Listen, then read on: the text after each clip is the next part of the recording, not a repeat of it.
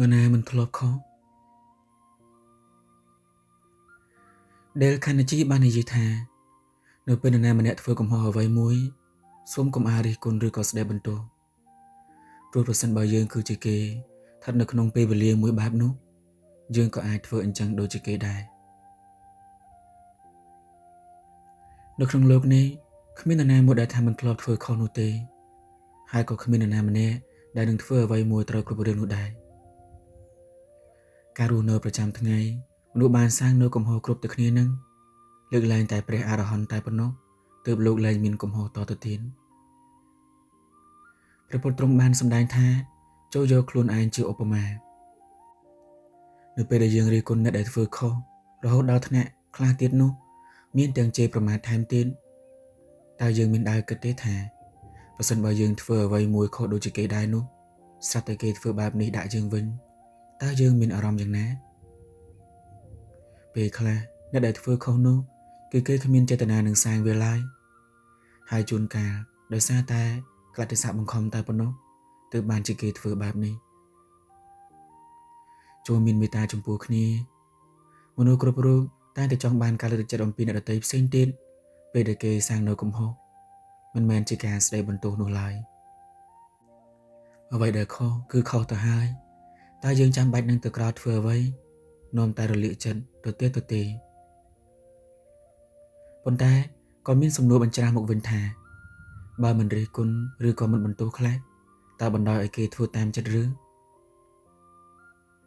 នៅក្នុងលោកគ្មាននរណាមួយដែលចូលចិត្តឲ្យគេស្ដីបន្ទោសឬក៏ពេញចិត្តការដែលខ្លួននេះត្រូវបានគេរិះគន់គ្រាដែលខ្លួនបានធ្វើខុសនោះឡើយនេះមិនមែនថាឲ្យលើកលែងនោះទេប្រសិនបើស្ថិតនៅក្នុងការគ្រប់គ្រងដោយស្ថាប័នណាមួយប្រសិនបើមានច្បាប់ចែងឡើងពេលធ្វើខុសការដាក់ពិន័យគឺត្រូវតែមានហើយអ្វីដែលគេធ្វើខុសទុកឲ្យច្បាប់ជាអ្នកដោះស្រាយទៅបានហើយមិនចាំបាច់យើងជាអ្នកផ្សេងទៀតរិះគន់បន្តបង្អាប់ជាប្រតិជនពលិបន្ថែមទៀតនោះឡើយប្រទេសមានច្បាប់គ្រួសារមានវិន័យអ្នកដែលចង់ឲ្យអ្នកផ្សេងទៀតល្អពិតប្រាកដគឺមិនមែនជាមនុស្សដែលពូកែស្ដីបន្ទោសនោះទេតែជាមនុស្សដែលកែតម្រូវពួកគេអំពីអ្វីដែលខុសឲ្យមកប្រព្រឹត្តត្រូវវិញបើមាននរណាម្នាក់ធ្វើខុសចូលសម្ដែងនៅភាពជាមិត្តនៅក្នុងការណែនាំប្រាប់និងនិយាយដោយចិត្តមេត្តានៅក្នុងការណែនាំដោយជៀសវាងការរិះគន់នៅក្នុងបំណងជន់ពន្លិចពួកគេដោយចិត្តច្រណែនខឹងធ្វើដូច្នេះគេនឹងមិនធ្វើដូច្នេះផ្សេងទៀតដាក់អ្នកផ្សេងទៀតនោះឡើយព្រោះមនុស្សមិនមែនជាអរហន្តនោះទេលែងអីនឹងខុសនៅថ្ងៃក្រោយទៀតនៅពេលដែលអ្នកបានយល់អំពីអ្វីដែលខ្លួនយើងចង់បាននិងអ្វីដែលមិនចង់បានកាន់តែច្បាស់លាស់នោះអ្នកនឹងមិនមានចិត្តខឹងស្អប់បន្ទោសបង្អាប់ឬស្ដីបន្ទោសអ្នកផ្សេងទៀតនោះឡើយតាមពិតទៅអ្នកដែលធ្វើខុសជារឿងដែលយើងនឹងគួរតែអាណិតទៅវិញទេព្រោះគេកំពុងតែដើរលើផ្លូវខុសនិងដើរទៅរកផ្លូវវិន័យនេះឯងនៅពេលឃើញគេធ្វើខុសកុំសាយចំអកឬក៏ត្រេកអរឲ្យសោះតែគួរប្រយ័ត្នខ្លួនខ្លាចថានឹងធ្វើខុសដូចជាគេដែរអ្នកដែលមានចិត្តមេត្តាដោយស្មើចំពោះអ្នកផ្សេងទៀតពិតប្រាកដពេលឃើញនរណាម្នាក់ធ្វើខុសនៅគន្លងសិលធម៌គុណធម៌ពួកគេរមែងមានចិត្តអាណិតសូរចំពោះជននោះពីព្រោះបានឃើញអំពីផលវិបាកដែលពួកគេនឹងទទួលទាំងនៅក្នុងពេលបច្ចុប្បន្ននិងបរលោកឧបមាដូចជាបុគ្គលដែលបានឃើញបរិះបំរុងថានឹងចាប់កាន់ដុំដៃក្តៅដោយមិនដឹងថាវាគឺជាដៃដែលកំពុងតែក្តៅយ៉ាងអញ្ចឹង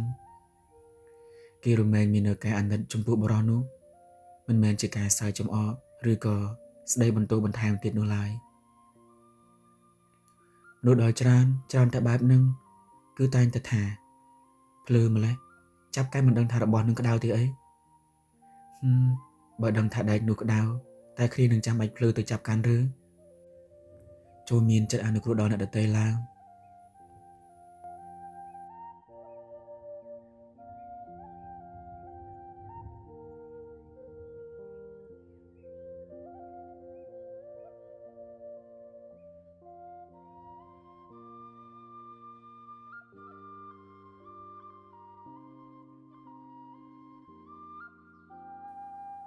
មានអ្វីគ្រាន់បើ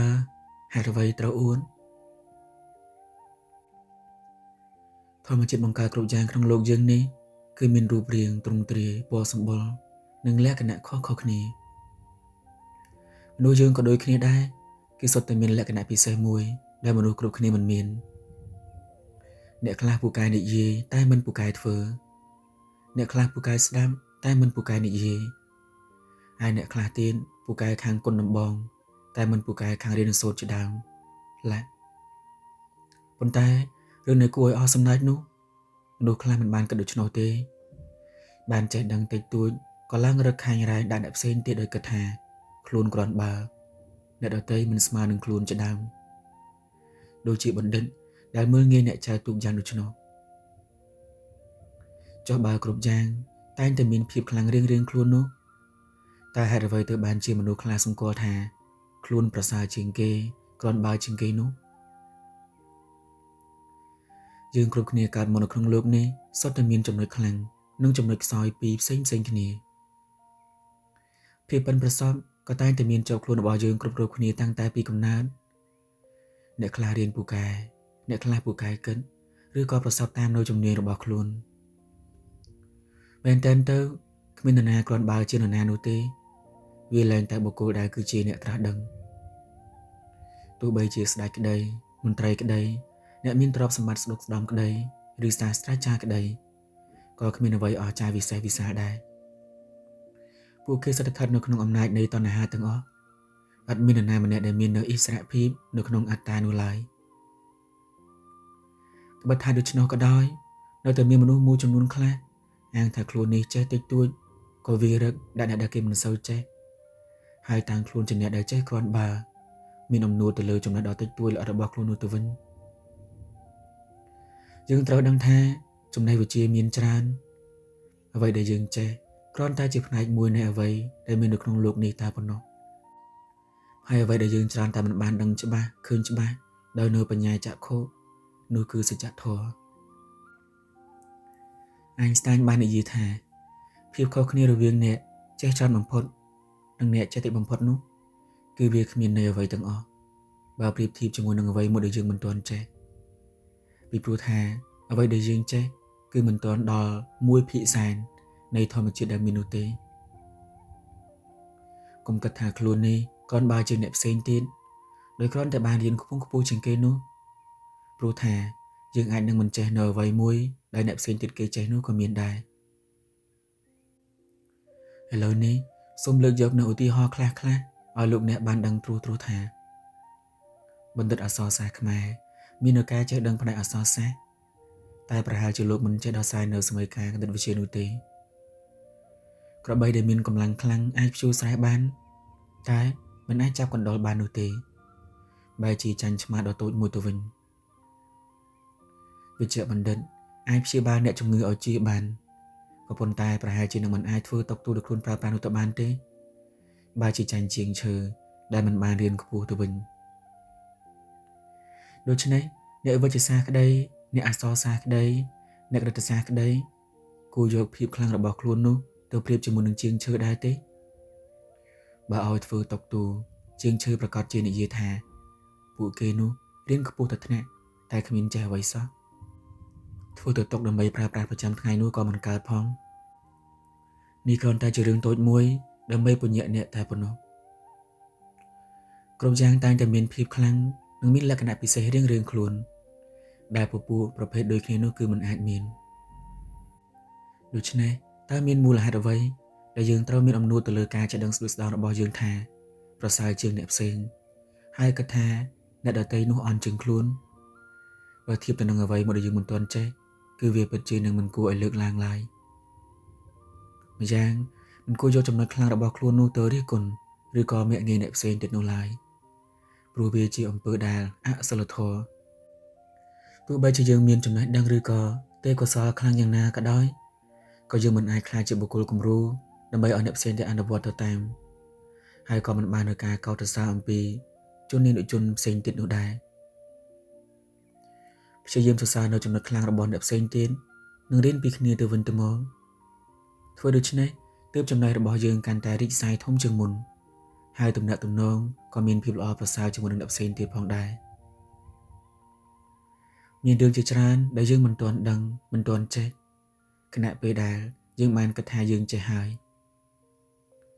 ពិភពលោកនេះមានអ្វីៗជាច្រើនផ្សេងទៀតដែលយើងត្រូវរៀនសូត្រតាម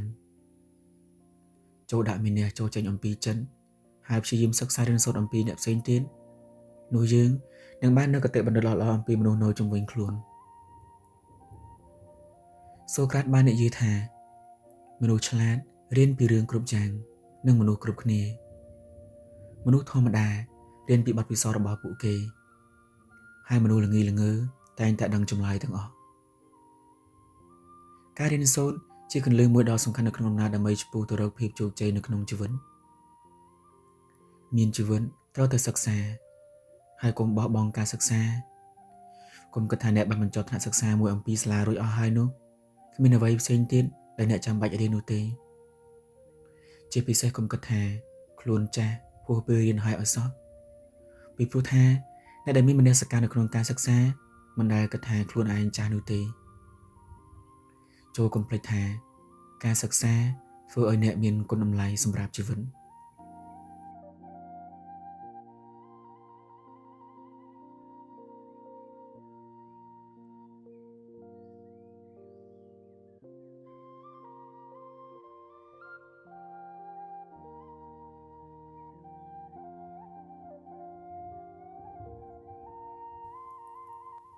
សុខឬទុក្ខស្ថិតនៅលើខ្លួនឯងអ្នកដែលយល់អំពីជីវិតទៅបានច្បាស់លាស់មានបទពិពលនៅក្នុងការរស់នៅមានសេរីភាពផ្លូវចិត្តនិងមានការជឿជាក់លើខ្លួនឯងគេនឹងដឹងថាអ្វីដែលគួរធ្វើអ្វីគួរសម្រេចចិត្តនិងអ្វីដែលមិនគួរដាក់ចូលទៅក្នុងជីវិតមនុស្សជាច្រើនបានត្អូញត្អែថាហេតុអ្វីជីវិតខ្ញុំជួបតែមនុស្សបោកប្រាស់ហេតុអ្វីទើបបានជាខ្ញុំជួបតែរឿងខកចិត្តហើយជួបតែទុក្ខយ៉ាងអញ្ចឹងនៅក្នុងជីវិតនេះហេតុអ្វីទៅបើដកពាក្យខ្ញុំចេញគេនឹងមិនយល់បន្តទៀតទេថាខ្លួននេះជួបតែទុក្ខលើអំពីអ្នកផ្សេងទៀតនោះឡើយតាមពិតទៅវាមិនមែនជារឿងដែលមនុស្សយើងគួរតែនឹងស្រែកទាមទាររកយុត្តិធម៌ចំពោះជីវិតនោះទេពួកគេមិនគួរនឹងបន្ទោសនរណាទាំងអស់រួមទាំងខ្លួនឯងផងដែរមនុស្សល្ងងហើយបរាជ័យពួកគេតែងតែបន្ទោសលើអ្នកដទៃដូចជាគ្រួសារមនុស្សដែលគេស្គាល់កលៈទេសៈឬក៏ប្រទេសជាតិជាដើមថាអយុត្តិធម៌ចំពោះខ្លួនមានពំនូលមួយបានពោលថាមនុស្សខ្ជិលបន្ទោសព្រេងវាសនាមនុស្សល្ងងមិនព្រមទទួលកំហុសប្រហែលជាអ្នកមិនស្ថិតនៅក្នុងមនុស្សចម្ពោះនេះទេមើលទៅវាជារឿងមួយដែលគួរឲ្យសង្វេគនៅពេលដែលនរណាម្នាក់ចង់បានសេចក្តីសុខតែមិនដឹងពីវិធីដើម្បីនឹងសាងក្តីសុខនៅដល់ខ្លួនឯងខណៈពេលដែលមនុស្សជាច្រើនផ្សេងទៀតបានធ្វើផ្ទុយពីគោលការណ៍នៅក្នុងការកសាងក្តីសុខដល់ខ្លួនពួកគេចង់បានក្តីសុខគ្រប់គ្នាតែប្រសិនបើមើលលើទង្វើវិញនោះពួកគេមិនព្យាយាមលះធម៌ជាអកុសលនោះទេហើយបែរជាសេពនៅអបាយមុខមានដូចជាគ្រឿងស្រវឹងឬក៏ការរំរែកជាដើមអ្វីទាំងអស់នោះមិនធ្ងន់ប៉ុន្មានទេតែអ្វីគួរឲ្យសង្វេគនោះគឺពួកគេគិតថាធ្វើបែបនេះគឺជាសេចក្តីសុខនៅក្នុងជីវិត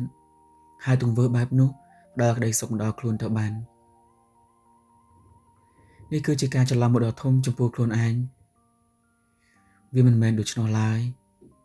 សេចក្តីសុខមិនអាចកើតឡើងតាមរយៈការធ្វើបែបនេះទេទង្វើបែបនោះគឺផ្ដល់ទុកឲ្យខ្លួនឯងតែម្យ៉ាងប៉ុណ្ណោះគ្មានអ្វីលើសអំពីនោះឡើយតាមពិតទៅជីវិតសុខឬទុក្ខគឺយើងជាអ្នកសម្រេចតែប៉ុណ្ណោះទោះត្រង់ថាតើយើងរើសយកមួយណាហើយដោយរបៀបណានឹងអ្វីទៅជាតួកំណត់នៅក្តីសុខពិតប្រាកដជីវិតយើង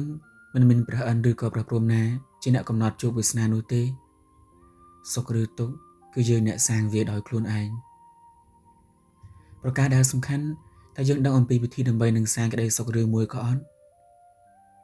ប្រសិនបើយើងសួរទៅកាន់មនុស្សដែលយើងបានស្គាល់ថាតើអ្នកចង់បានសុខឬក៏ទុក្ខប្រកាសណាស់100ទាំង100នឹងប្រាប់យើងថាចង់បានសុខគ្រប់គ្នាហើយប្រសិនបើអ្នកសួរទៅកាន់ពួកគេថាតើអ្នកដឹងអំពីវិធីសាងសុខ នឹងជៀសវាងអំពីក្តីទុក្ខដែរទេ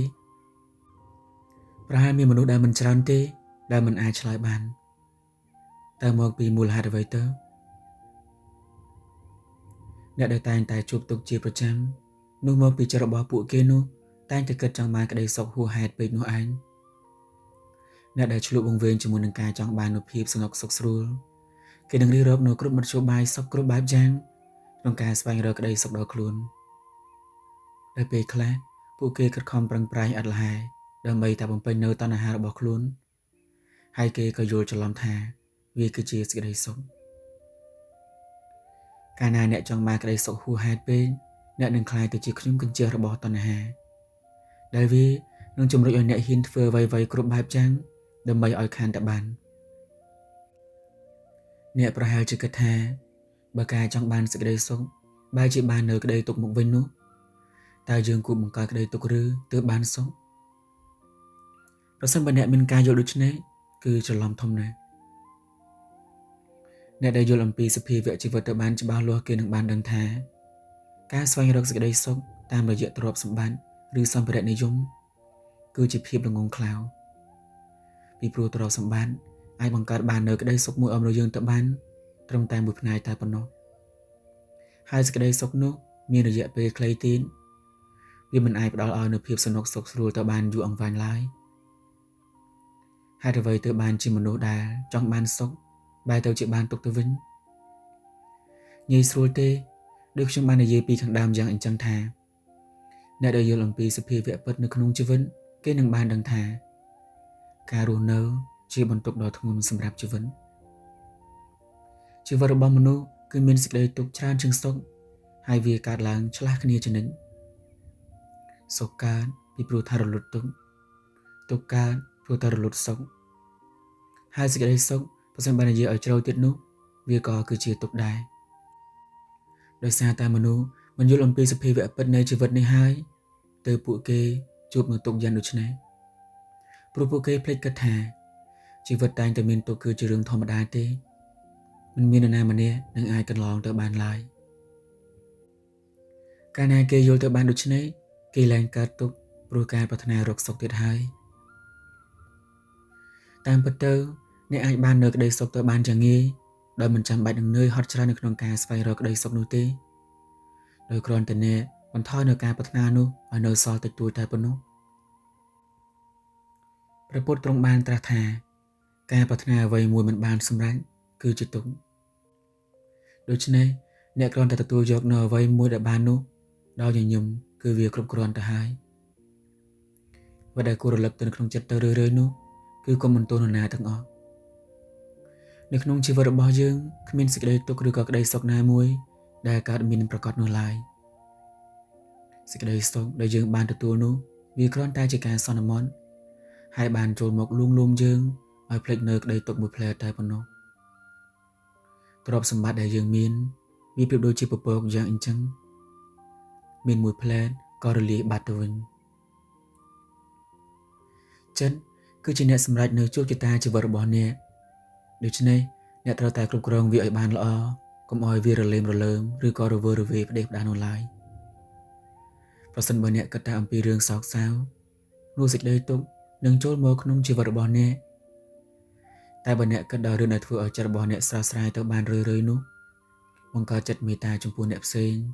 អប់រំចិត្តនេះឲ្យឃ្លាតចាស់នៅអកុសលនោះអ្នកក៏នឹងបាននៅសេចក្តីសុខផងដែរ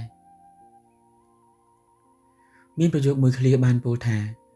មនុស្សនឹងក្លាយទៅជាអ្វីតាមដែលគេគិតឬជាភាសាអង់គ្លេសគេថា you are what you think ប៉ុន្តែវាក៏មិនបាននឹងបញ្ជាក់ថាបានដូចទាំងស្រុងនោះដែរនៅក្នុងជីវិត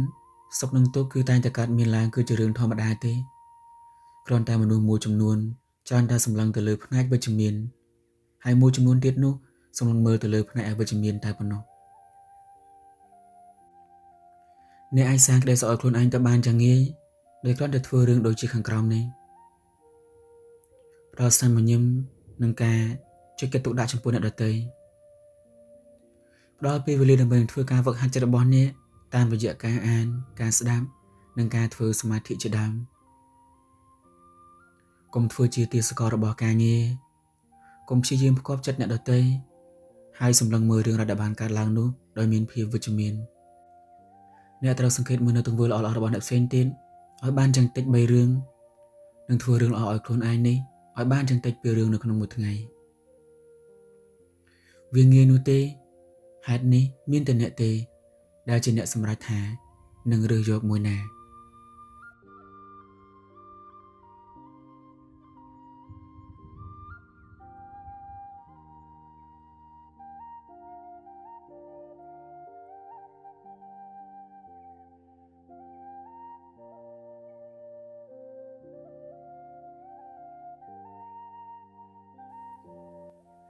បង្កើនភាពជឿជាក់លើខ្លួនឯងមនុស្សយើងភាគច្រើននៅពេលដែលចង់ធ្វើអ្វីមួយមិនសូវហ៊ានសម្រេចចិត្តទៅឲ្យបានលះស្រឡះភ្លាមទេនៅដំអែដំអង់អែអង់រារែកសូញសាញដែលចិត្តរបស់យើងនៅគិតទៅដល់ភាពបរាជ័យឬខ្លាចបាត់បង់ស្ថិរភាពជាដើមប៉ុន្តែយើងមិនបានដឹងទេថារឿងខ្លះវាមិនមែនមានឱកាសឬមួយក៏មានពេលវេលាដើម្បីយើងនេះនៅក្នុងការសម្រេចចិត្តយូរនោះទេបើអ្នកនៅតែអេះអុញមិនដាច់ស្រេចវានឹងរត់ចោលអ្នកជាមិនខានហើយពេលនោះការដែលអ្នកគិតថានឹងសម្រេចនោះវាក៏ទៅជាបរាជ័យវានឹងកើតមានប្រកបតើកត្តានេះបណ្ដាលមកពីអ្វីទៅ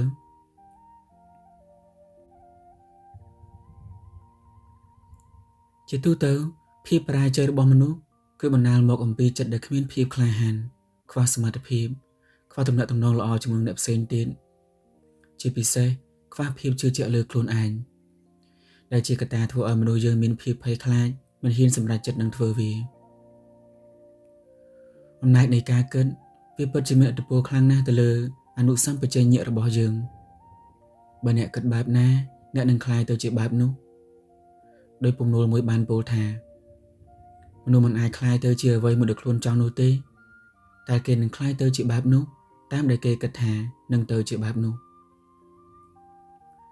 ត្រង់នេះវាបញ្ជាក់ថាការគិត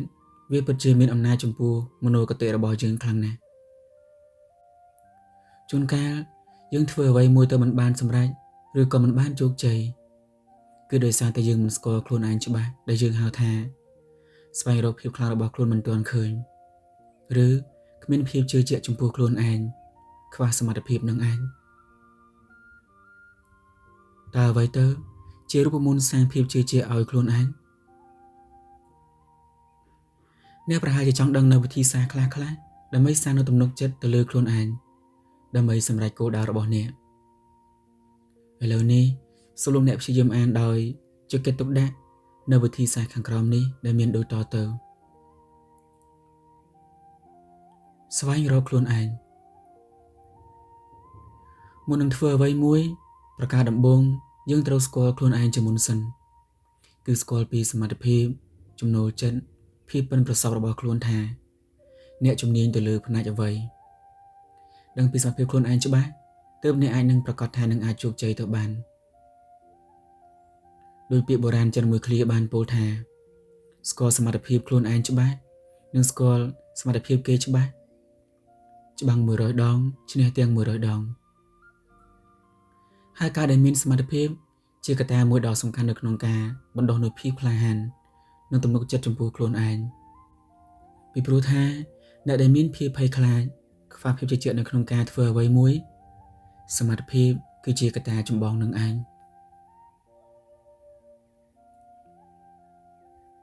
ព្យាយាមផ្ដោតលើគោលដៅក្នុងពុទ្ធសាសនាលោកហៅថាវិរិយៈគឺការព្យាយាមប្រសិនបើយើងស្គាល់អំពីខ្លួនឯងច្បាស់ហើយជំហានបន្តគឺផ្ដោតទៅលើគោលដៅដោយការខំប្រឹងជំនះរាល់ឧបសគ្គទាំងឡាយដែលនៅរារាំងនៅចំពោះមុខយើងនោះឲ្យរលាយបាត់ដោយប្រើនៅបញ្ញា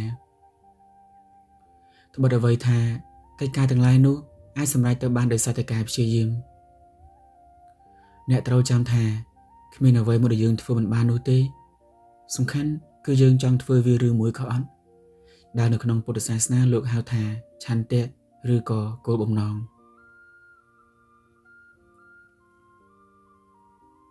លើកទឹកចិត្តខ្លួនឯង ប្រសិនបើយើងមានឧបសគ្គច្រើននៅក្នុងកិច្ចការដែលយើងបានធ្វើនោះត្រូវនិយាយជាមួយខ្លួនឯងថាគ្មានអ្វីដែលបានមកដោយងាយស្រួលឬក៏គ្មានការលំបាកទេហើយអ្វីគ្រប់បែបយ៉ាងក៏មិនមែនកើតឡើងដោយស្រួលឬក៏ស្របតាមចិត្តយើងនោះដែរដូច្នេះខ្ញុំត្រូវតែតស៊ូព្យាយាមធ្វើវាឲ្យបានអ្នកផ្សេងគេអាចធ្វើបានខ្ញុំក៏អាចធ្វើបានដូចគ្នាដែរជួបរឿងលំបាកតិចតួចកុំទាន់នឹងសម្រេចចិត្តថាបោះបង់ទៅព្យាយាមអត់ធ្មត់បន្តទៅមុខទៀតពីព្រោះថាគ្រប់យ៉ាងគឺមិនមែនថាបានមកដោយស្រួលនឹងឯងដោយសុភាសិតខ្មែរបានពោលថានឿយមុនសំណុកក្រោយ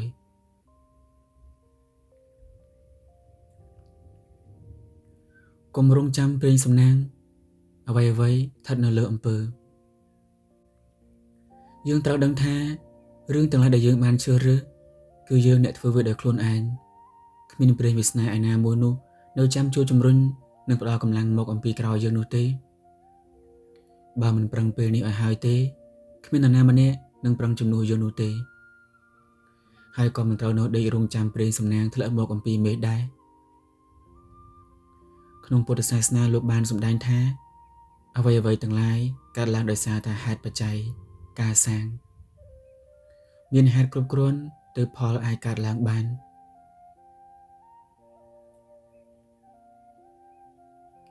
កិច្ចបែបវិជ្ជមាន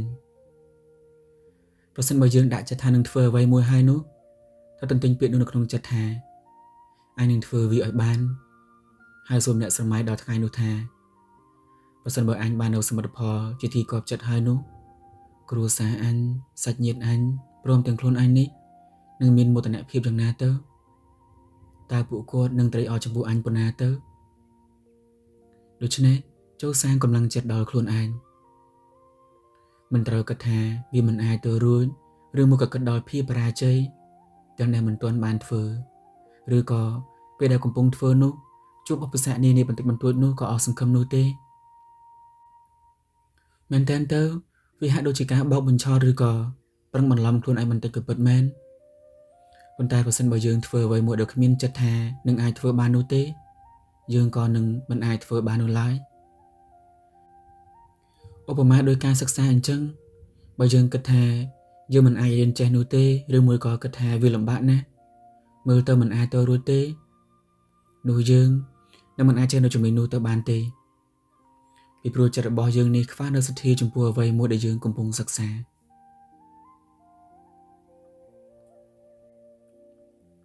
កុំខ្វល់នឹងពាក្យសម្ដីអ្នកដទៃអ្វីដែលយើងបានរៀបចំហើយនឹងគោលដៅដែលយើងបានសម្រេចហើយនោះព្យាយាមធ្វើវាដោយក៏មានការរារែកទោះបីជាបានឮសូរសម្ដីគេសើចចំអកពេលជាយ៉ាងណាក៏ដោយអ្វីដែលសំខាន់នោះគឺអ្នកត្រូវផ្ដោតទៅលើគោលដៅនិងរកមើលចន្លោះប្រហោងចំពោះកិច្ចការដែលអ្នកបានធ្វើអ្នកត្រូវចាំថាក្នុងโลกនេះគ្មាននរណាម្នាក់ដែលល្អឥតខ្ចោះនោះទេដោយដីការបស់ព្រះសម្មាសម្ពុទ្ធដែលទ្រង់បានសម្ដែងថាក្នុងโลกនេះគ្មាននរណាម្នាក់ដែលមិនត្រូវបានគេនិន្ទានោះឡើយសូម្បីតែព្រះសម្មាសម្ពុទ្ធជាបុគ្គលអាចនៅក្នុងโลกនោះក៏នៅតែមានគេសើចចំអកពេលជ្រាយដាក់ទ្រង់ដែរចុះទម្រាំតែយើងឯងគឺជាបុគ្គលធម្មតាលែងអីនឹងមានការនិន្ទាអំពីសំណាក់មហាជនខ្លះនិន្ទានេះវាគឺជារឿងធម្មតានោះទេប្រសិនបើលោកអ្នកខ្វះភាពជឿជាក់លើខ្លួនឯងឬមានការព្រួយបារម្ភខ្លាចការបរាជ័យនោះអ្នកអាចសាកល្បងអនុវត្តទៅបានវាអាចក្លាយជាកម្លាំងចលករមួយដើម្បីជំរុញអ្នកឲ្យកាន់តែមានភាពក្លាហាននៅក្នុងការបន្តគោលដៅនិងសាងទំនុកចិត្តចំពោះខ្លួនឯងទៅបាន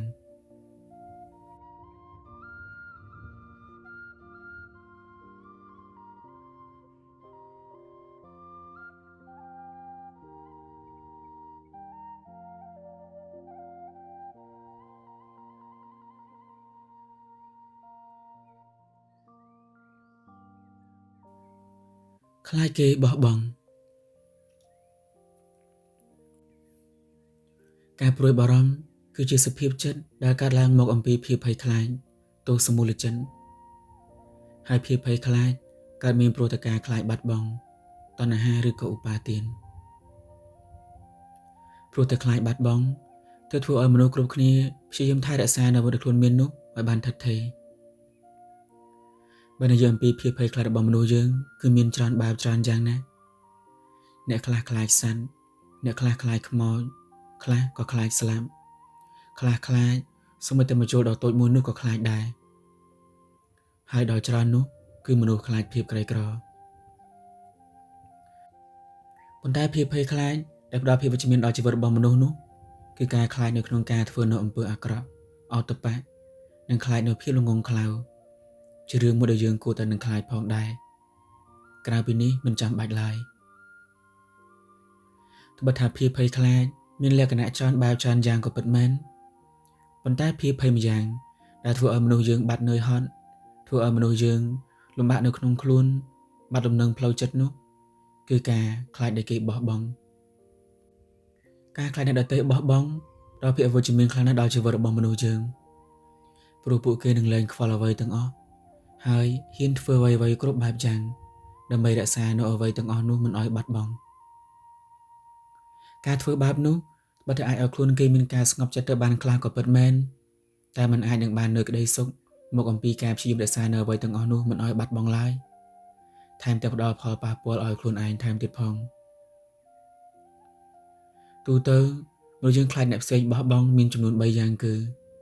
គូស្នេហ៍មិត្តភ័ក្តិហើយនិងការងារ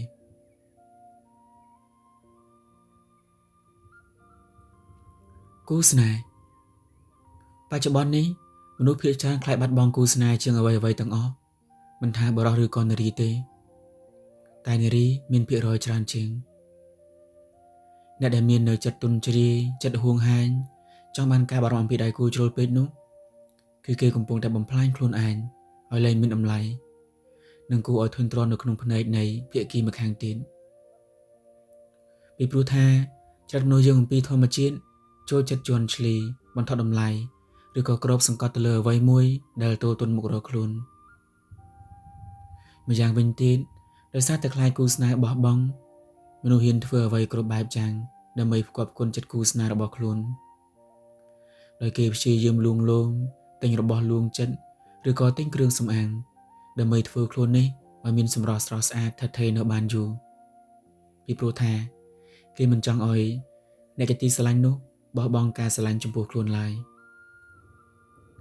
ជាក់ស្ដែងក្តីចំណានឈ្នានីសប្រច័ណ្ឌរករឿងគឺសុទ្ធតែនឹងកើតមកអំពីការខ្លាចបាត់បង់គូស្នេហ៍ទាំងអស់មិនមែនកើតមកអំពីការស្រឡាញ់នោះទេរឿងដែលខ្លាចបាត់បង់គូស្នេហ៍នឹងស្ដែងចេញឡើងតាមរយៈសកម្មភាពដូចជាបង្ហាញការច្រណែនឬក៏ប្រច័ណ្ឌចូលចិត្តចាប់កំហុសនៅពេលគូស្នេហ៍របស់ខ្លួននោះស្និទ្ធស្នាលនឹងអ្នកផ្សេងទៀតដែលពេលខ្លះសូម្បីតែជាបងប្អូនជាមិត្តភក្តិដែលមានភាពផ្ទុយគ្នានោះក៏ពួកគេចាប់កំហុសរករឿងដែរបន្ទាប់មកគឺការខិតខំផ្គប់ផ្គុនតាមរយៈសម្ភារៈខាងក្រៅដូចជាការប្រឹងរកលុយទិញរបស់របរឲ្យគ្នាតុបតែងខ្លួនឲ្យមានភាពទាក់ទាញជាដើម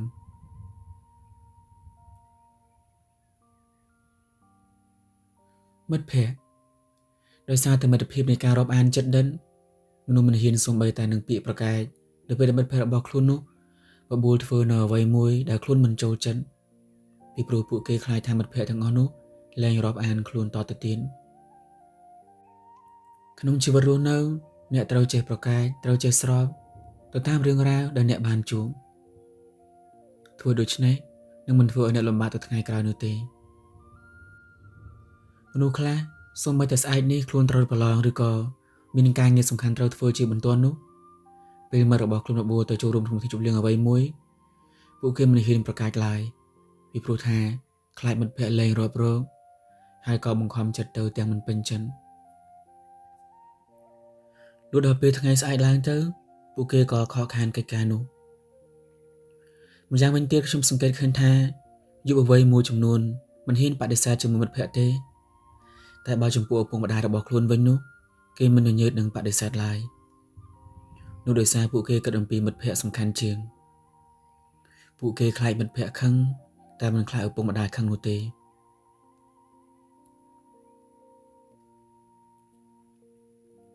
ការងារព្រោះតែការភ័យខ្លាចបាត់បង់ការងារខ្លាចគ្មានប្រាក់ចំណូលពេលខ្លះ មនុស្សយើងបានបង្ខំចិត្តខ្លួនឯងនេះឲ្យក្បត់សម្បជញ្ញៈរបស់ខ្លួនឯងដោយព្យាយាមអបរណបនៅចវាយនាយហួសពីព្រំដែននៃការងារបិទសិទ្ធិសេរីភាពរបស់ខ្លួនឯងនៅក្នុងការបញ្ចេញនូវមតិចំពោះរឿងរ៉ាវដែលខ្លួនមិនពេញចិត្តឬក៏មិនហ៊ានតតាំងចំពោះអាកប្បកិរិយាណាមួយដែលគៀបសង្កត់មកលើខ្លួនពួកគេមិនហ៊ានតវ៉ានោះទេសុខចិត្តរងនៅវិបដិសារីចំពោះខ្លួនឯងព្រោះខ្លាចបាត់បង់ការងារខ្លាចគ្មានលទ្ធភាពនៅក្នុងការរកការងារថ្មីបានម្យ៉ាងវិញទៀតអ្នកខ្លះសុខចិត្តចំណាយពេលវេលាក្រៅម៉ោងមកកំដរចវាយនេះដើម្បីផ្គប់គុណចិត្តព្រោះបើមិនកំដរពួកគេខ្លាចថាបាត់បង់ការងារនៅមានរឿងរ៉ាវច្រើនទៀតដែលមនុស្សយើងខ្លាចបាត់បង់ហើយលោកអ្នកអាចស្វែងយល់បន្ថែមទៀតបាននៅក្នុងជីវិតរស់នៅអ្នកត្រូវរស់នៅឲ្យមានតម្លៃមានភាពថ្លៃថ្នូរក្នុងជីវិតកុំព្យាយាមផ្គប់ចិត្តអ្នកដទៃពេកក៏កុំរណបអែបអបអ្នកដទៃខ្លាំងពេកដែរត្រូវមានភាពម្ចាស់ការលើខ្លួនឯងកុំខ្លាចអ្នកផ្សេងខឹងឬក៏អន់ចិត្តចំពោះយើងឡើយបើកិច្ចការនោះវាធ្វើឲ្យខាតនៅប្រយោជន៍របស់យើងទាំងដែលសកម្មភាពរបស់ពួកគេនោះក៏មិននាំឲ្យកើតទៅជាប្រយោជន៍នោះដែរសូមសួរប្រមាណសំណួរខាងក្រោមនេះចំពោះខ្លួនឯងប្រសិនបើអ្នកខ្លាចគេបោះបង់1អ្នកដទៃគឺជាអ្វីសំខាន់ចំពោះខ្ញុំកម្រិតណា2ហេតុអ្វីខ្ញុំត្រូវធ្វើគ្រប់បែបយ៉ាងដើម្បីតែផ្គប់គុណចិត្តគេ3ហេតុអ្វីត្រូវលះបង់អ្វីគ្រប់បែបយ៉ាងដើម្បីតែឲ្យគេស្រឡាញ់4ហេតុអ្វីខ្ញុំមិនហ៊ានប្រកែកពេលគេបបួលធ្វើរឿងដែលមិនល្អ5តើជីវិតរបស់ខ្ញុំរស់ដើម្បីតែតម្រូវចិត្តរបស់គេឬត្រូវដើរនៅលើផ្លូវមួយដែលអ្នករៀបចំដោយខ្លួនឯងដោយឆន្ទៈរបស់អ្នកនិងភាពត្រឹមត្រូវនោះទើបអ្នកមិនស្ដាយក្រោយហើយក៏នឹងមិនបន្ទោសអ្នកផ្សេងទៅបានដែរអ្វីដែលអ្នកគិតថាវាត្រឹមត្រូវហើយស្របតាមឆន្ទៈរបស់អ្នកចាំធ្វើវាកុំធ្វើអ្វីតាមតែសម្ដីអ្នកដទៃឬក៏ខ្លាចត្រូវគេបោះបង់ហើយក៏ខំធ្វើរឿងនោះតែអ្នកគិតថាវាមិនត្រឹមត្រូវធ្វើដូច្នោះគឺក្តៅក្រហាយក្នុងចិត្តខ្លាំងណាស់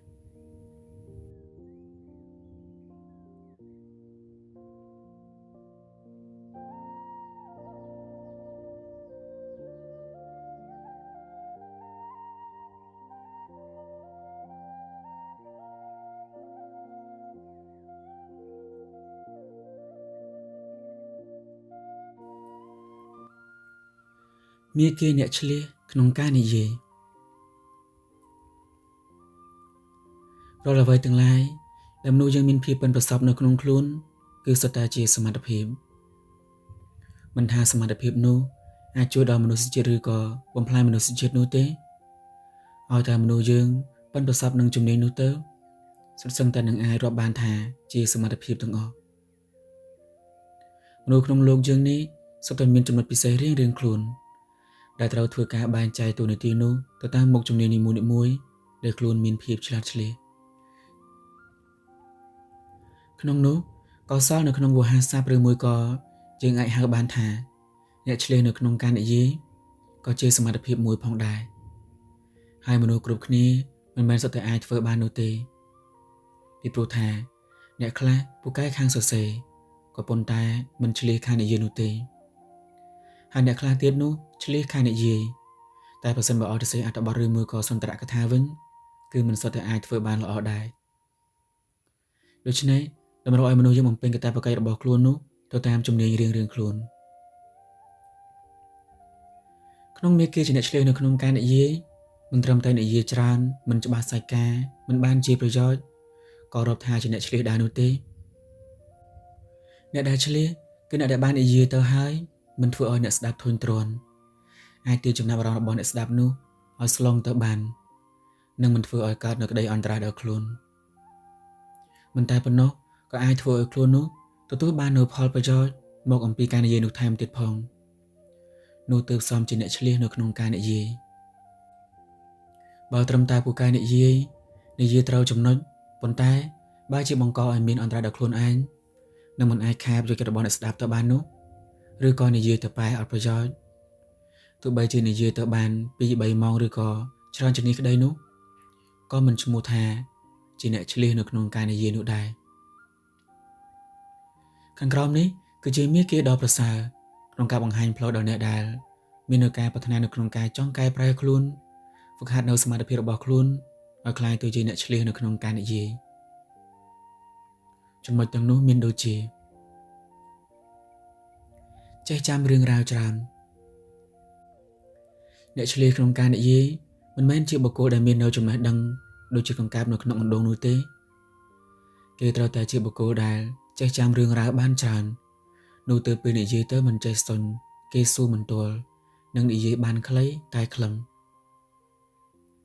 រាល់ចំណុចទាំងឡាយមិនថាតែប្រវត្តិសាស្ត្រនយោបាយសេដ្ឋកិច្ចច្បាប់ចំណេះទូទៅចំណេះប្រធរឬក៏វិទ្យាសាស្ត្រជាដើមសុទ្ធតែជួយដល់អ្នកនៅក្នុងការប្រើប្រាស់នៅភាសាឲ្យបានល្អដោយហើយទៅសូម្បីតែចំណេះនៅក្នុងផ្នែកកីឡាហ្គេមនិងអ្វីផ្សេងទៀតនោះបើអ្នកអាចដឹងខ្លះក៏កាន់តែល្អដែរចេះចាំនៅទស្សនវិជ្ជាពាក្យស្លោកសុភាសិតឬក៏ពំនោរបស់អ្នកប្រាជ្ញការលើកឡើងនៅទស្សនវិជ្ជាសុភាសិតឬក៏ពាក្យស្លោកដើម្បីធ្វើជាទឡ្ហីករណ៍នឹងអាចធ្វើឲ្យពាក្យរបស់អ្នកមានខ្លឹមសារនិងកាន់តែមានឥទ្ធិពល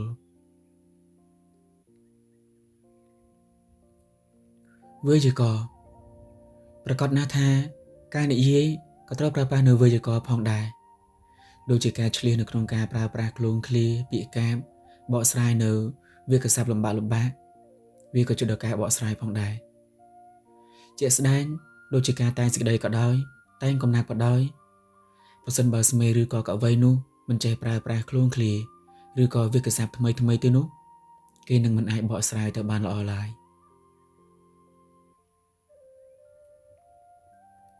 ឧទានជាការលើកជាពាក្យឧទានសព្ទត្រូវបានប្រើប្រាស់នៅក្នុងការពន្យល់ស្មារតីឬក៏ទាញនៅការជាកិត្តទុកដាក់អំពីអ្នកស្ដាប់នោះ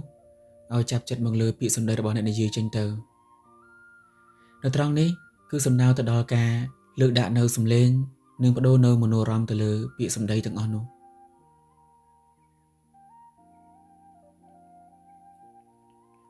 ឧបមាកថាប៉ិនប្រសពនៅក្នុងការប្រៀបធៀបសេចក្តីការប្រៀបធៀបនៅសេចក្តីគឺជាការដ៏លំបាកមួយជាជាងការពន្យល់ពីព្រោះថាការឧបមាគឺទៅរកនៅអ្វីមួយដែលដូចឬមួយក៏មានអត្ថន័យស្តៀងទៅនឹងរឿងទាំងស្រុងនោះយកមកធ្វើការប្រៀបធៀបដើម្បីឲ្យអ្នកស្ដាប់ងាយយល់បច្ចុប្បន្ននេះឧបមាកថាមិនត្រូវបានវាយគ្មិនឬក៏អ្នកសរសេរ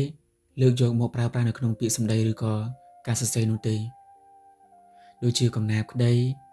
កំណាព្យដែលពីរោះគឺជាកំណាព្យដែលសរសេរមកមានន័យធៀបច្រើនជាងន័យចំ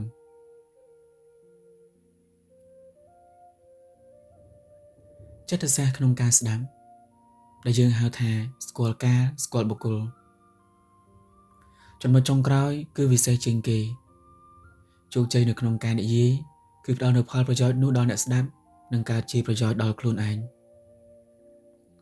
ក្នុងការនិយាយឬក៏ចរចាក៏ដោយតម្រូវឲ្យអ្នកទាំងអស់នោះមានភាពឆ្លាតឆ្លៀសនៅក្នុងការសង្កេតមុខបុគ្គលដែលគឺជាអ្នកស្ដាប់ផងដែរមិនត្រូវពោលទឹកមាត់ឬក៏និយាយលែងខ្វល់អំពីចិត្តរបស់អ្នកដទៃផ្សេងទៀតឬក៏មិនមើលកាលនោះឡើយកលៈទេសៈជាកត្តាចម្បងនៅក្នុងការនិយាយសមត្ថភាពនេះមនុស្សយើងពិបាកនៅក្នុងការកសាងឡើង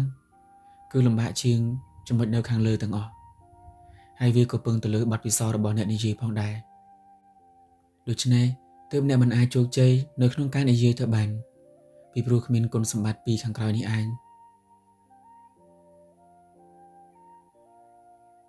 មាគ៌ាទាំងប្រមាណខាងលើនេះក៏នឹងសមល្មមដែរដែលអាចជួយឲ្យអ្នកមានភាពឆ្លាតឆ្លៀសនៅក្នុងការនិយាយវាមិនមែនទាល់តែអ្នកគឺជាវាយគ្មិនឬក៏ជាអ្នកការទូតទើបចាំបាច់មានការប៉ិនប្រសប់នៅក្នុងការនិយាយនោះទេដ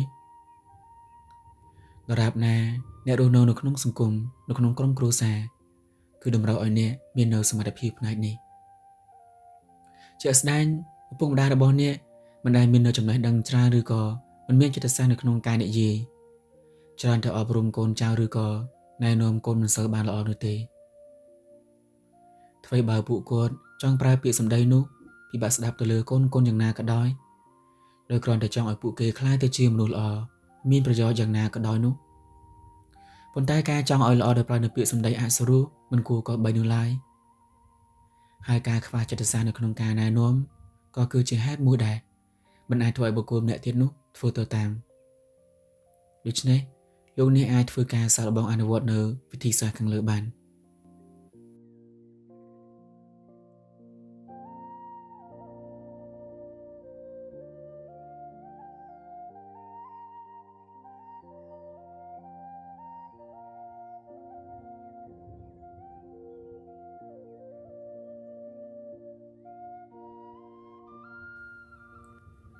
សាងឥទ្ធិពលអ្នក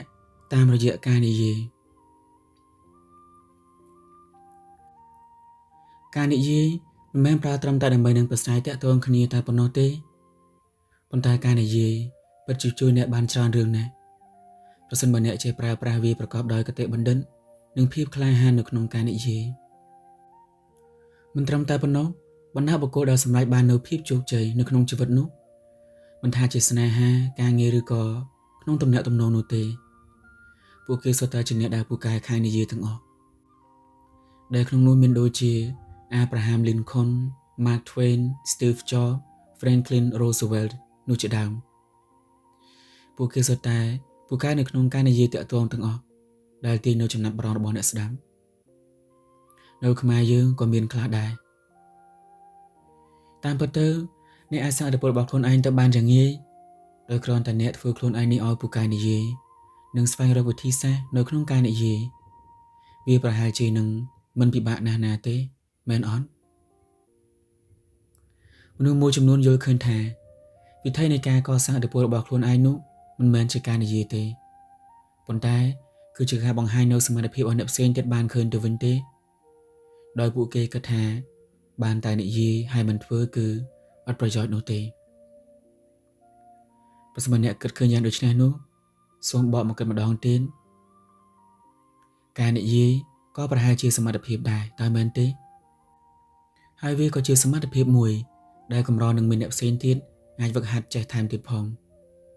ពីព្រោះការនិយាយមានឥទ្ធិពលវាគឺជារឿងដែលមិនងាយស្រួលនោះឡើយយ៉ាងណាក៏ដោយលោកអ្នកក៏បានអាននៅអត្ថបទមួយផងដែរមកអំពីខាងលើអំពីមាគ៌ារបស់អ្នកឆ្លៀសនៅក្នុងការនិយាយអ្នកដឹកនាំមិនអាចនឹងគ្រប់គ្រងស្ថាប័នរបស់ខ្លួនទៅបានល្អឡើយប្រសិនបើពួកគេមិនពូកែនិយាយមេធាវីមិនអាចការពារក្តីឲ្យដើមចោតឬមួយក៏ចុងចោតទៅបានឈ្នះនោះទេប្រសិនបើពួកគេមិនពូកែនិយាយគ្រូបង្រៀនមិនអាចផ្ទេរចំណែកទៅឲ្យសិស្សបានល្អប្រសិនបើពួកគាត់មិនឆ្លៀសនៅក្នុងការនិយាយរឹតតែសំខាន់ទៀតនោះប្រសិនបើអ្នកលក់ដូរមិនចេះនៅក្នុងការនិយាយទៀតនោះគឺត្រៀមតែបិទតូបឲ្យហើយទៅបើគ្រប់យ៉ាងសុទ្ធតែពឹងទៅលើផ្នែកការនិយាយទៅហើយនោះតើការនិយាយមិនមែនជាវិធីដើម្បីកសាងឥទ្ធិពលឲ្យខ្លួនឯងទៀតទេឬដោយពាក្យថាបានតែទ្រឹស្ដីធ្វើមិនកើតគឺគ្មានប្រយោជន៍ការលើកឡើងបែបនេះគឺមិនត្រឹមត្រូវឡើយគេត្រូវដឹងថាគេមិនដែលប្រើអ្នកពូកែធ្វើឲ្យទៅចរចាមុខចំនួនឬក៏ចរចាការទូតនោះទេតែអ្នកមានដែលសង្កេតទេថារវាងអ្នកដែលពូកែនិយាយនិងអ្នកដែលពូកែធ្វើតើនរណាមានឥទ្ធិពលជាងឥឡូវខ្ញុំឧទាហរណ៍ងាយៗឲ្យអ្នកស្ដាប់បន្តិចទៅចុះមានស្រីស្អាតម្នាក់ហើយមានបុរសពីរនាក់មកតាមស្រឡាញ់នាងម្នាក់យកចិត្តដោយព្យាយាមធ្វើការហើយម្នាក់ទៀតនោះតាមយកចិត្តនាងតាមរយៈការប្រើប្រាស់នូវពាក្យសម្ដីតើអ្នកគិតថានរណាទៅដែលនឹងអាចយកបាននារីនេះមកធ្វើជាភរិយារបស់ខ្លួនបានសូមឆ្លើយនៅក្នុងចិត្តចុះប៉ុន្តែតើយើងក៏បីសាងឥទ្ធិពលនោះបានដោយរបៀបណាខាងក្រោមនេះគឺជាគន្លឹះមួយចំនួនដែលអាចជួយបានដល់អ្នកនៅក្នុងការកសាងឥទ្ធិពលរបស់ខ្លួនតាមរយៈការនិយាយដឹងរឿងរ៉ាវច្រើនប្រសិនបើអ្នកចង់ក្លាយទៅជាអ្នកដែលពូកែនិយាយឬក៏ចង់ក្លាយទៅជាអ្នកដែលនិយាយមានឥទ្ធិពលនោះវាពិតជាអស់សំណើចប្រសិនបើព័ត៌មាននៅក្នុងខ្លួនអ្នកប្រៀបដូចជាកង្កែបនៅក្នុងអណ្ដូងនោះអ្នកពូកែនិយាយគឺជាអ្នកដែលដឹងរឿងរ៉ាវច្រើនមិនថាប្រវត្តិសាស្ត្រ បច្ចេកវិទ្យាវប្បធម៌កីឡាច្បាប់សេដ្ឋកិច្ចជាដើមដោយហើយទៅពេលខ្លះសូម្បីតែរឿងរ៉ាវអំពីហ្គេមនានាបើដឹងនោះក៏ច្រើនដែរហើយវាល្អដែរប្រសិនបើអ្នកដឹងរឿងរ៉ាវច្រើនដូចបានពោលមកនេះមិនថាអ្នកចូលទៅក្នុងចំណោមមនុស្សដែលមានសមាជិកភាពបែបណាទេអ្នកនឹងអាចនិយាយទៅបានឲ្យគេចាប់ចិត្តមកលើអ្នកបានគ្រប់ស្ថានភាពពីព្រោះថាធម្មជាតិរបស់មនុស្សតែងតែស្ដាប់នៅអ្វីមួយដែលជាចំណង់ចំណូលចិត្តរបស់ខ្លួនហើយពួកគេនឹងស្ដាប់ដោយមិនធន់ឡើយព្រៀងគំនិតទុកនឹងនិយាយអ្វីមួយដែលខ្លួនចង់និយាយការនិយាយដែលមិនពឹងផ្អែកទៅលើផែនការត្រៀមទុកមុននឹងធ្វើឲ្យអ្នកនិយាយនោះមិនដឹងក្បាលដឹងកន្ទុយដូច្នេះអ្នកត្រូវតែសរសេរឬក៏ព្រៀងនៅគោលគំនិតដែលអ្នកត្រៀមនឹងនិយាយនោះដាក់នៅក្នុងกระดาษតូចមួយទុកជាមុនមិនមែនបង្ហាញថាអ្នកអន់នោះទេពីព្រោះថាសូម្បីតែវាគ្មិនល្បីនោះក៏ធ្វើបែបនេះដែរម្យ៉ាងអ្នកត្រូវតែនិយាយនៅអ្វីដែលអ្នកចង់និយាយព្រោះប្រសិនបើមិនធ្វើដូច្នោះទេអ្នកនឹងនិយាយទៅមិនបានល្អឡើយដោយអាចនឹងមាននៅភាពរដេបរដុំច្រឡំមុខច្រឡំក្រោយភ្លេចនៅគោលគំនិតដែលនឹងត្រូវនិយាយជាដើមប្រការសំខាន់ទៀតនោះគឺអ្នកត្រូវតាមដានរកសម្ដីរបស់អ្នកដែលបាននិយាយទៅកុំឲ្យមានភាពរវើរវាយជ្រៀតមកចូលចិត្តឡើយ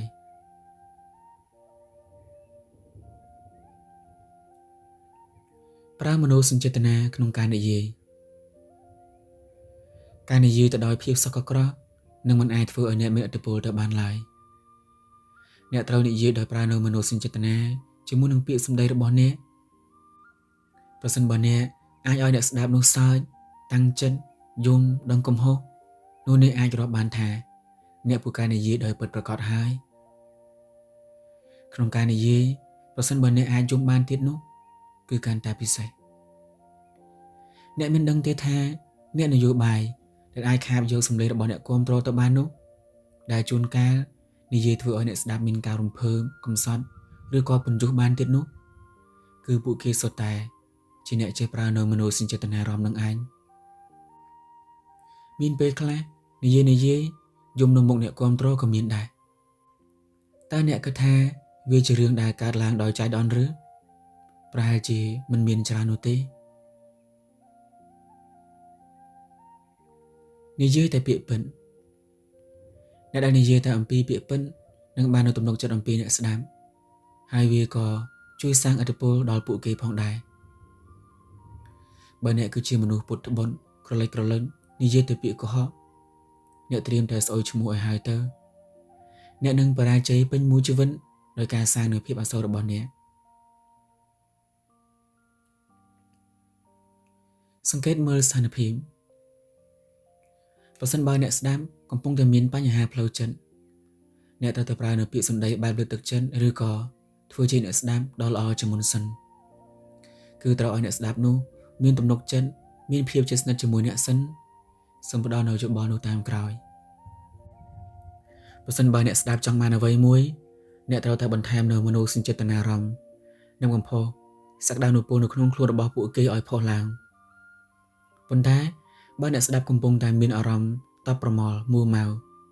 អ្នកគួរតែនិយាយបែបកំប្លែងទៅល្អជាង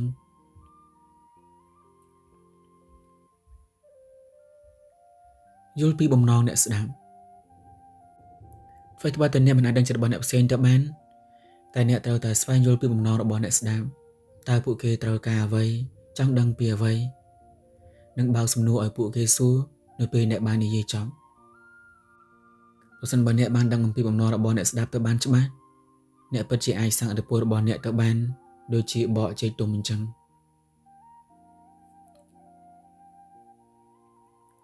ពន្យល់ឲ្យបានច្បាស់លាស់ការពូកែនិយាយក៏ត្រូវតែពូកែពន្យល់ដែរអ្នកស្ដាប់នឹងមានចិត្តធុញទ្រាន់ប្រសិនបើពួកគេមិនយល់អំពីប្រធានបទណាមួយដែលអ្នកកំពុងតែនិយាយដូច្នេះអ្នកត្រូវប្រើពាក្យឲ្យងាយស្រាលស្រួលស្ដាប់ទៅតាមកម្រិតនៃអ្នកស្ដាប់ម្យ៉ាងវិញទៀតអ្នកក៏ត្រូវតែមានភាពប៉ិនប្រសប់នៅក្នុងការលើកនៅឧទាហរណ៍មកបញ្ជាក់សេចក្តីផងដែរ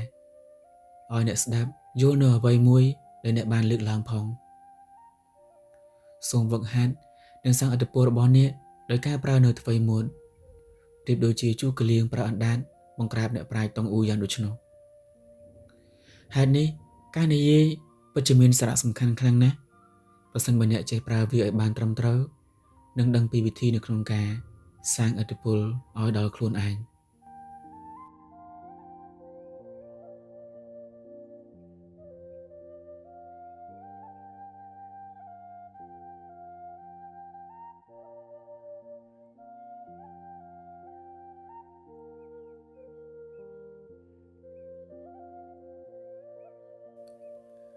គន្លឹះធ្វើឲ្យអ្នកដទៃ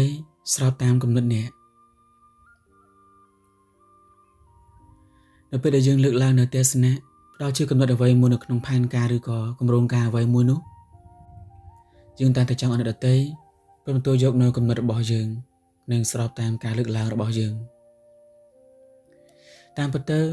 ការដែលចង់ឲ្យអ្នកផ្សេងទៀតនោះស្របតាមខ្លួនឯងគ្រប់បែបយ៉ាងវាមិនមែនជារឿងដែលអាចទៅរួចនោះឡើយលុះត្រាតែគំនិតរបស់អ្នកបានត្រឹមត្រូវដែរទើបគេអាចស្របតាមអ្នកហើយការដែលចង់ឲ្យអ្នកផ្សេងទៀតស្របតាមអ្នកគ្រប់បែបយ៉ាងនោះដោយមិនផ្ដល់សិទ្ធិនៅក្នុងការពិចារណាមួយដល់គំនិតរបស់គេផងជាអំពើមួយដែលអាត្មានិយមបំផុតផងដែរមនុស្សគ្រប់គ្នាតែងតែមាននៅគំនិតដែលមាននៅក្នុងចិត្តថារាល់គំនិតរាល់សកម្មភាពដែលខ្លួនបានធ្វើ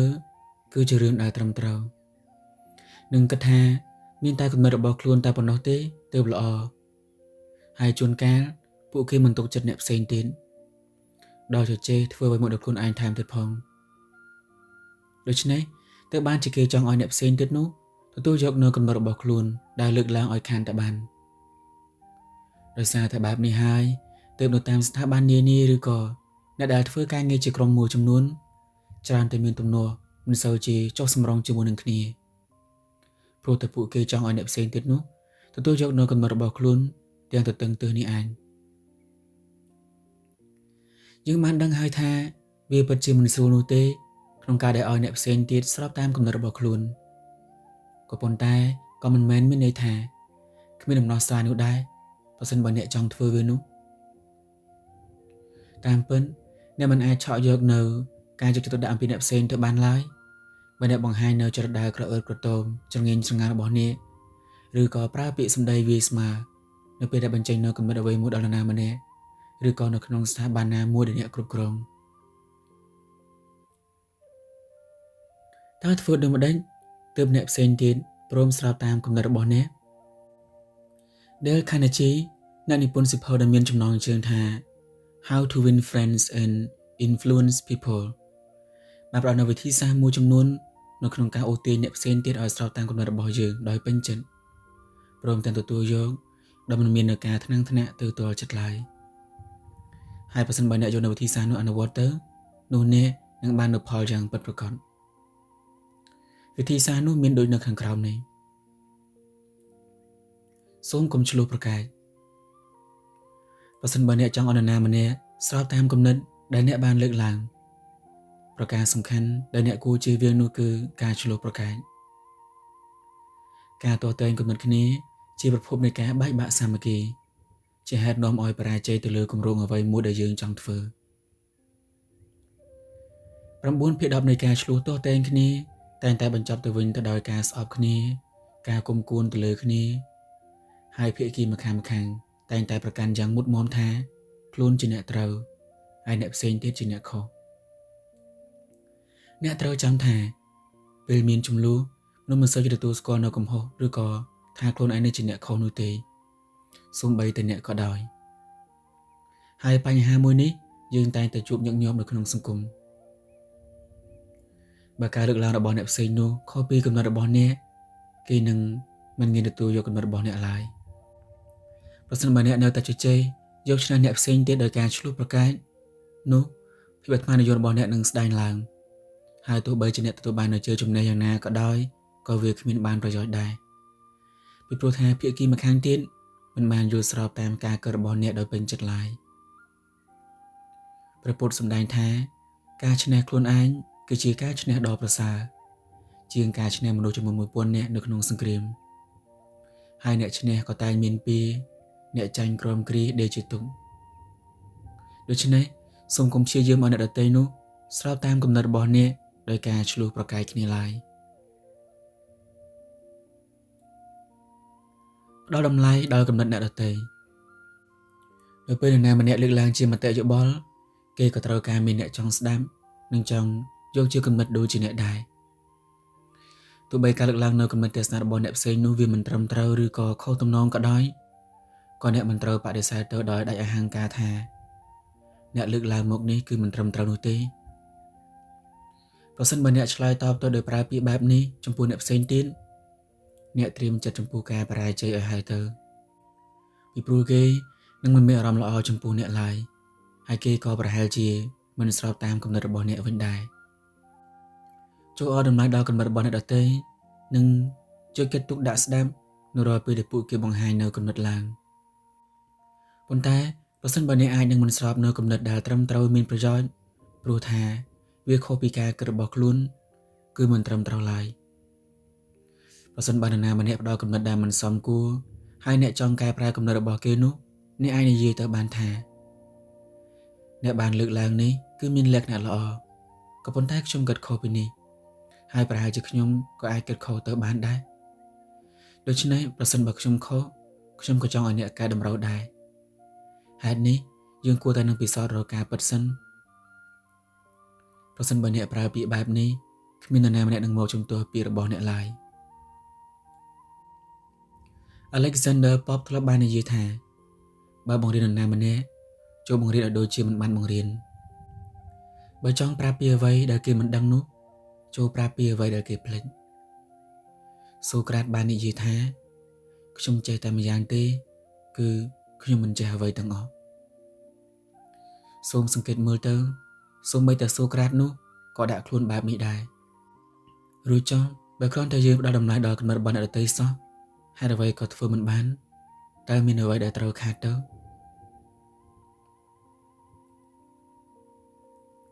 បើយើងខុសត្រូវឆាប់ទទួលកំហុស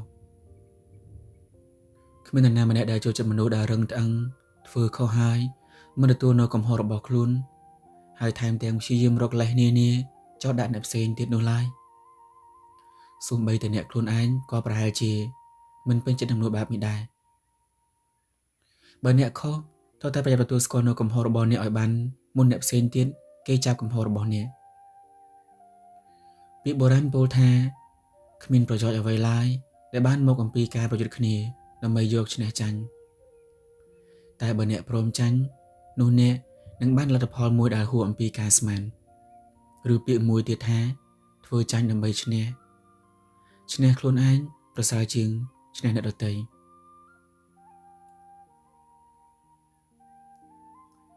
និយាយដោយភាពជាមិត្ត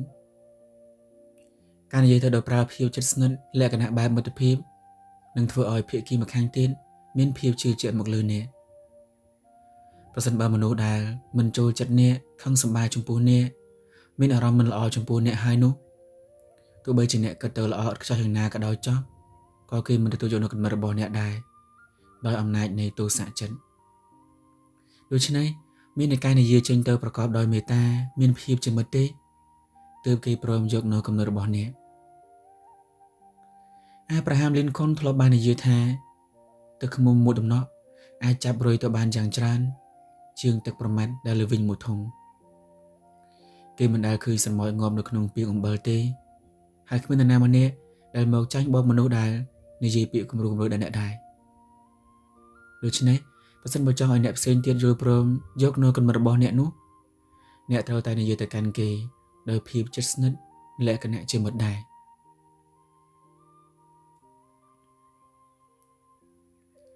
និយាយឲ្យអ្នកដទៃនោះយល់ស្របដោយខ្លួនឯង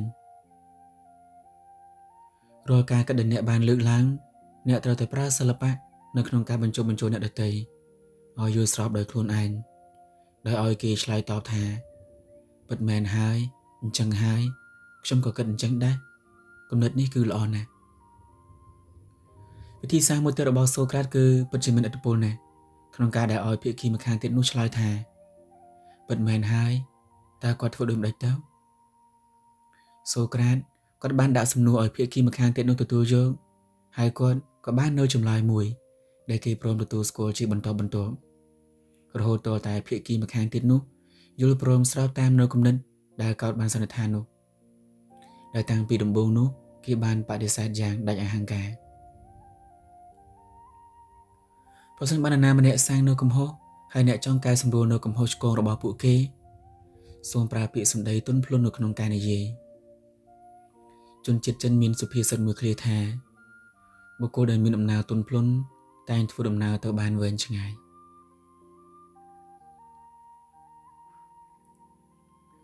ស្ដាប់សម្ដីអ្នកដទៃឲ្យបានច្រើនមនុស្សភាគច្រើនចង់ឲ្យអ្នកដទៃនោះស្របតាមគំនិតរបស់ខ្លួនក៏ប៉ុន្តែពួកគេច្រើនតែមិនចង់ស្ដាប់គេវិញឬក៏មិនផ្ដល់ឱកាសឲ្យអ្នកដទៃនោះនិយាយផងនោះទេអ្នកត្រូវចាំថាបើអ្នកមិនខ្វល់ពីអ្នកដទៃនោះគេក៏មិនខ្វល់ពីអ្នកវិញដែរដរាបណាគេមាននូវគំនិតចង់បញ្ចេញអ្នកត្រូវតែព្យាយាមបើកចិត្តឲ្យទូលាយផ្ដល់ឱកាសឲ្យគេនិយាយមកអំពីគំនិតរបស់គេនោះហើយស្ដាប់ដោយយកចិត្តទុកដាក់វិញនិងគាំទ្រយ៉ាងពេញទំហឹងឲ្យគេនិយាយបើអ្នកចង់បានការយល់ស្របពីអ្នកដទៃនោះអ្នកត្រូវដាក់ខ្លួនឯងនេះឲ្យទាបជាងអ្នកដទៃការធ្វើបែបនេះហៅថាយកទុនបង្ក្រាបរឹងទាបដើម្បីខ្ពស់និងព្រមចាញ់ដើម្បីឈ្នះឡាវជឺបានពោលថាហេតុដែលបានធ្វើឲ្យទន្លេនិងសមុទ្រទាំងឡាយទទួលបានការគោរពអំពីខ្សែទឹកដែលធ្លាក់ចុះពីលើភ្នំ100ពាន់ខ្សែនោះគឺព្រោះតែទន្លេនិងសមុទ្រទាំងអស់នោះទាបជាងខ្សែទឹកដែលធ្លាក់អំពីភ្នំនោះឯងហេតុនេះអ្នកប្រាជ្ញដែលប្រាថ្នាចង់ខ្ពស់ជាងអ្នកផ្សេងទៀតត្រូវតែបន្ទាបខ្លួនឲ្យទាបជាងអ្នកផ្សេងទៀតនោះជាមុនសិនហើយបើចង់ដឹកនាំគេក៏ត្រូវតែចេះដាក់ខ្លួនឯងនេះឲ្យនៅក្រោមគេសិនដែរធ្វើដូច្នេះទោះបីជាគេមានអំណាចខ្ពង់ខ្ពស់ជាងអ្នកដទៃក៏ដោយប្រសិនបើគេមិនអួតអាងដំកើងខ្លួនខ្ពស់ជាងអ្នកផ្សេងទៀតនោះនឹងធ្វើឲ្យគេចូលចិត្តខ្លួននិងមិនមានភាពរកាំរកូសនៅក្នុងចិត្តឡើយទាំងនេះសុទ្ធតែជាគំនិតល្អសម្រាប់ជាប្រទីបនៅក្នុងការបង្ហាញនៅគំនិតរបស់ខ្លួនទៅកាន់អ្នកដទៃឲ្យព្រមទទួលយកនៅគំនិតរបស់អ្នកលោកអ្នកអាចសាកល្បងអនុវត្តទៅបានវានឹងមិនអត់មានផលឡើយខ្លាចតែគំនិតដែលបានលើកឡើងនោះមិនល្អតែប៉ុណ្ណោះម្យ៉ាងវិញទៀតភាពជាអ្នកស្គាល់កលៈទេសៈក៏ជាឥទ្ធិពលដល់គំនិតដែលបានលើកឡើងផងដែរ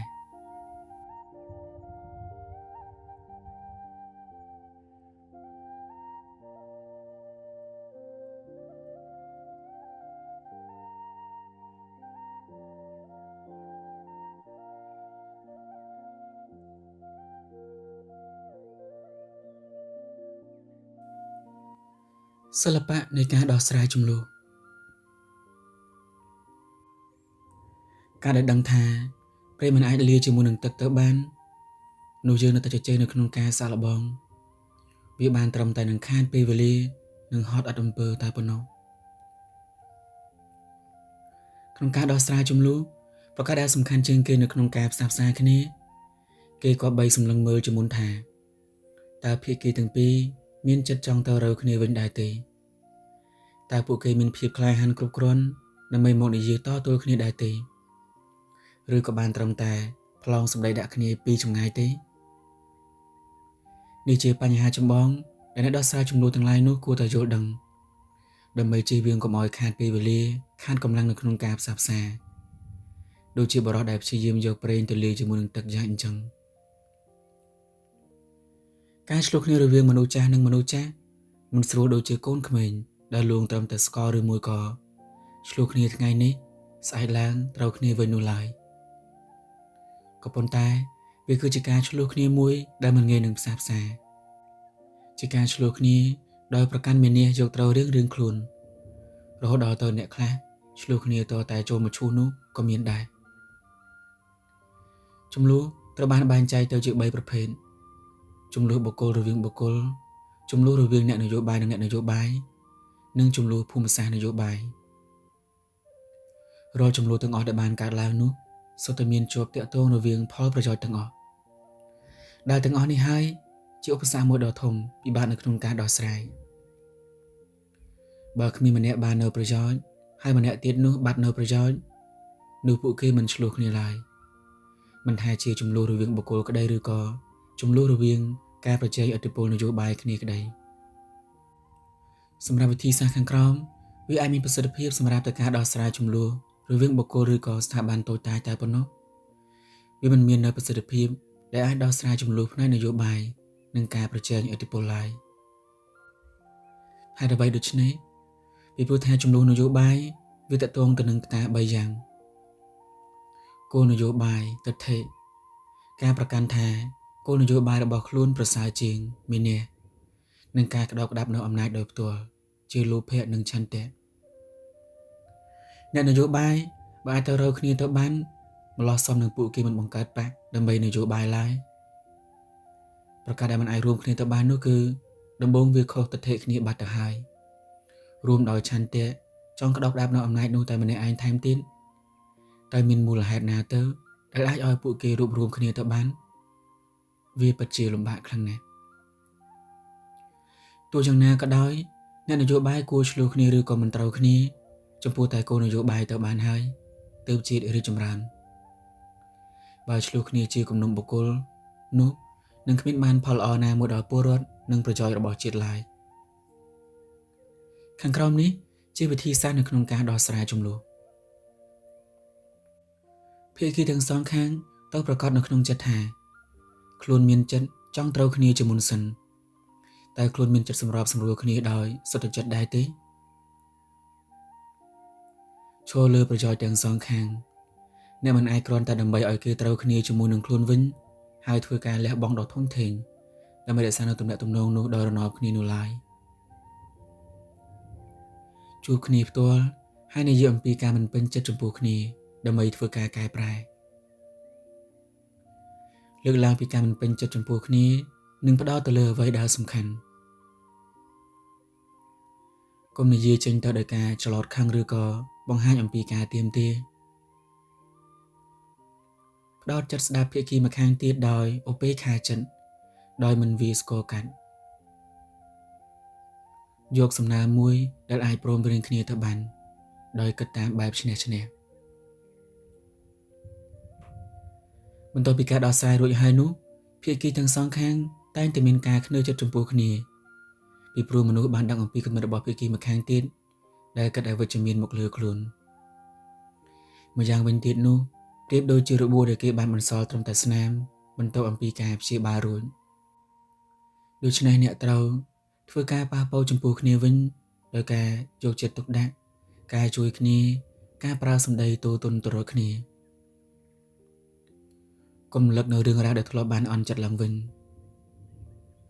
ការធ្វើអ្វីមួយដោយគិតអំពីផលប្រយោជន៍និងយល់ចិត្តគ្នាជាមុននឹងធ្វើនៅទង្វើអ្វីមួយទាំងអស់នេះគ្រាន់តែជាវិធីសាស្ត្រខ្លះដើម្បីជាប្រទីបនៅក្នុងការដោះស្រាយបញ្ហាជម្លោះមិនថាជាជម្លោះផ្ទាល់ខ្លួនឬក៏ដោះស្រាយឲ្យអ្នកផ្សេងទៀតនោះទេសុទ្ធតែអាចប្រើប្រាស់បានមែនទែនទៅរាល់វិធីសាស្ត្រទាំងឡាយគឺស្ថិតនៅលើចំណុចទី1ហើយវាសំខាន់បំផុតរាល់ពេលមនុស្សយើងឆ្លោះគ្នាហើយមិនអាចត្រូវគ្នាវិញបាន